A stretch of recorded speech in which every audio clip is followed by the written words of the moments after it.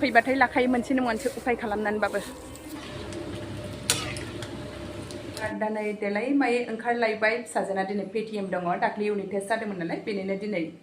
Paytm होनानै result होगोन आरो माबायदि लिरदों फिसाजोआ नायनोसै मेथ्सआवथ' बारा हायाखै होनदों बाखियावथ' हादों होनदों मेथ्सआव मानि एसे बुरजा लिराखै होननानै बुंदों जा रायजाखादों आंजों थांबाय थागोन दा हेलो गाइस देखो देखो पेटीएम वाली को आज मिलने वाला है कितना नंबर लाएगा देखना इसको आज 280 सी बताऊंगी मैं देखो देखो इसी का स्कूल जाने में तो बहुत एक्साइटेड है सब सही है 9 बजे से तैयार है देखती हूँ कितना नंबर लाएगा इसको दा पेटिएमाव थांनानै फैबाय लोगोफोर ओरैबायदि गरम ना न'आव थानानै बांद्राय गरम मोननायखाय बांद्राय सान्दुं दुङाखै बायदि मोननानै थांदोंमोन ओमफ्राय दा साथाबो लाङाखैमोन दाना ओरैबायदि गरम मोनबाय आरो दखानावबो एसे हाबबोबाय नै माबा लाबोनानै दसा जानो लुगैदों होनबाय थादोंमोन नालाय फिसाजोआ ओंखायनो दसा जाग्रा दालि लायनो थांदोंमोन आं सबाय दाना गैयालाय जाहैदों दा 2थायावसो लेंहरदों सोर थांबाय थानोसै ओरैनो साटनि जानो नारेंखल ओमफ्राय जोगोनार लानानै फैबाय फिसाजोआ अरेन्ज कालारनि जोगोनार जानो लुबैथारबाय जाहैदों ओमफ्राय अरेन्ज कालारनिखौनो मोना बेयाव दा अरेन्ज कालार नंगौना नङा नायनोसै नारेंखलाबो फिसाखौ फसायलायासै आङो दुमब्रांखौसो लाबोलायबाय आंनो बेसेबां मोदोम दङ नायनोसै 60 थाखा बेनो अजनाथ' बारा गैया बान्दा कबि मोनसे लाबाय मानचुरियान बानायसै दा बेलासियाव मानचुरियान जायो गोबावथारसै ओमफ्राय नै जोगोनारा अरेन्ज कालार नों जाना जाया नायनोसै एसे अरेन्ज कालार जागोन बायदि मोननायखाय लानानै फैबाय आं बेखौनो 60 थाखानि थाइसे 60 थाखाल' नंबाहाय 70 थाखा ना 80 थाखा 70 थाखा लाबायगोन 70 थाखा ओमफ्राय नारेंखल 60 थाखा पत्ता कबि 20 थाखा बेसेयावनो गोगोम जारलाखा ओंखामबो संलाङाखै संनोसै दा टाइमाबो जाबाय 12:30 जाखालायबाय टमेट' पनिर आलु संनोसै सब्जि सामब्राम गुफुर हाइजें बानलु देनानै लाबाय सामब्राम पियाजखौबो बिदि हानानै लाबाय संनोसै सारायाबो जानबाय पनिरखौ नैबायदि एसे एवथ्रमनानै लाबाय सामब्राम पियाज सेरबाय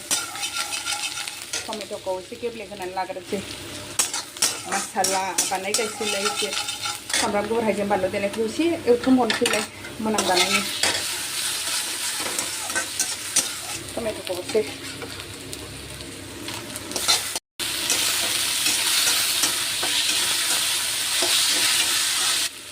संख्रि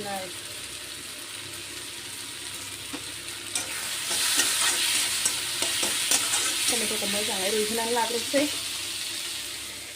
सब खोबनानै दोनथ'नोसै फिसाजोनि पेटिएमाव थांनानैसो संफैबाय ओंखाम ओंख्रि संनो लेट जालायबाय एसे ओमफ्राय माने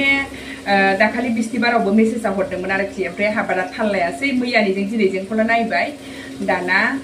जेबो टाइमखौ होनाय नुवासै आरो आङो 8:30निफ्राय 9:30सिमा 8:00निफ्राय 9:00सिमा इमारजेन्सिफ्रा थांनो हागोन होननानै बुंबाय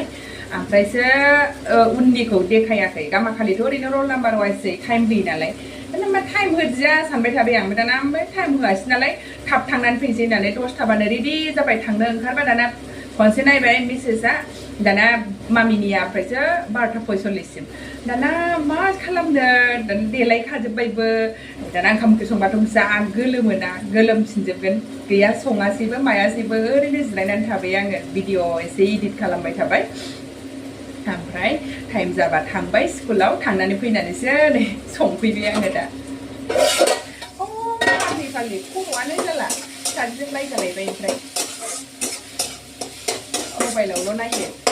नाया मेसेजखौ मोजाङै नाया होननानै रायजालायबाय आङो गावहाबो खिथादोंमोनलायनो 12:00निफ्रायसो होननानै आंहा थालानो गैया ओजों माला खिथाया जारला जारला खालामनानै लायोहाय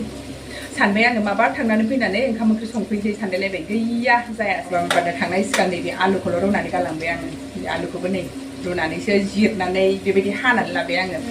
असा दख'ना जानानै होयो देलायखानानैलाय सोर डाबल आरो दुगैनानै थांसै ओंखाम ओंख्रि संबाथाय गोलोमफ्रुजोबखायो ओरैनो गरमानो मा जायो ओरैनो दामानि फुरा लेट जागासिनो आंना जानायानो दाख्लि बेंगलराव थांनानै फैनायनिफ्रायनो एडजास्ट जायाखै टाइमानो लेट बेंगलरनिफ्राय थांनानै फैबाय हजोंहायबो टाइमा मिलायासै जानायनि आरो बेयाव फैनानैबो मिलायासै फैनायनि अखानायैबो आलासि फैबाय आलासि जाहोनायावबो ओइदिनखालिबो 3:30टायावसो ओंखाम जाखाबाय बेलासिनि आंना बेबायदि लेट जाबाथाय एसे प्रब्लेम जायो मैयाबो बिदिनो 2टा जालायलायबाय दिनैबो बेनो जाहैखासिगोनलाय 2टानि खमावथ' आरो मोनजाहैखाला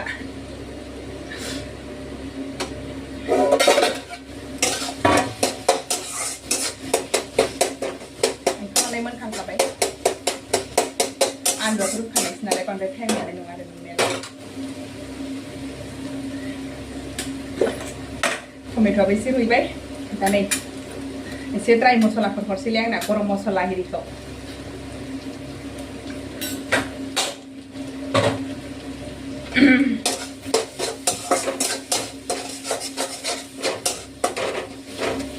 नैबे शाही पनीर मसलाखौबो एसे हरनोसै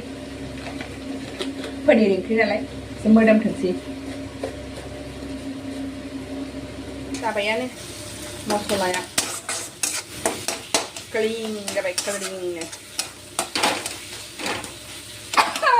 गावनो सङो गावनो हाबजोब्बाय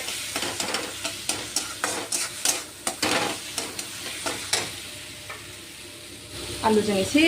आवलायनानै लाग्रोसै एसे एवनानै लाग्रोसै मस्लाजों आलुखौ एसे रस जानायनि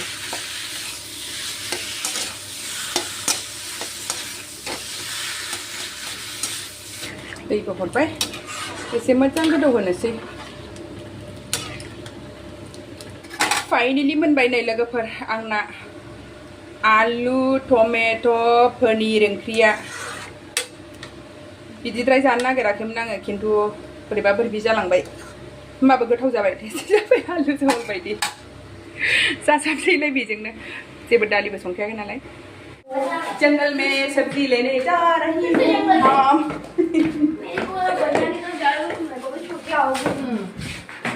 मम्मी ट्यूशन जा रही है हम जंगल में सब्जी ढूंढने जा रही खत्म हो गया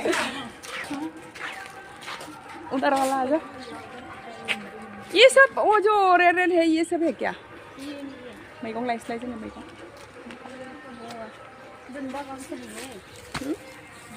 ये है ये आमीना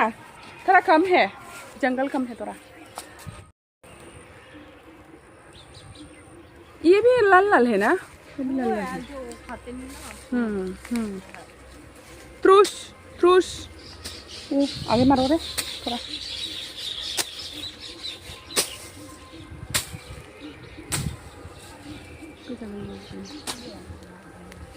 इतना नहीं है उस तरह इधर थोड़ा सा ही है ओह त्रुश त्रुश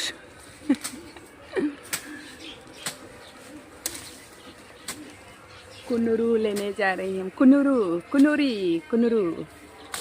कोई कुनुरी कोई कुनुरू बोलते हैं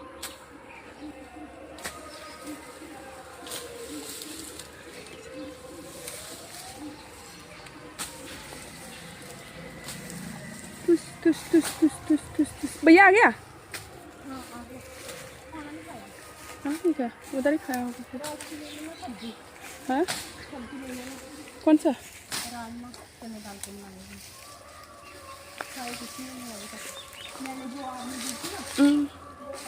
खाई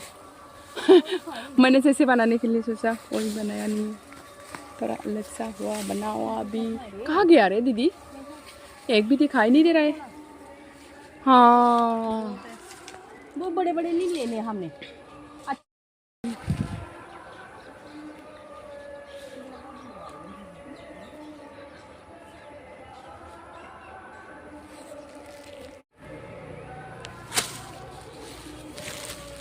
मोनलायबाय नै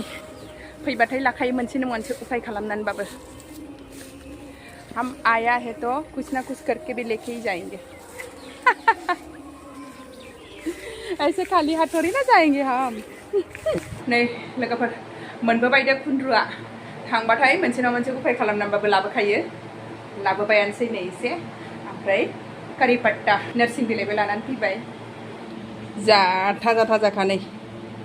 बिदिब्ला दिनै भिडिअ एसेनोसै लोगोफोर भिडिअखौ नायनो थाखाय बयनिसिमबो थेंक इउ गोजोन्थों आरो भिडिअखौ मोजां मोनदोंब्ला like share subscribe and comment please bye bye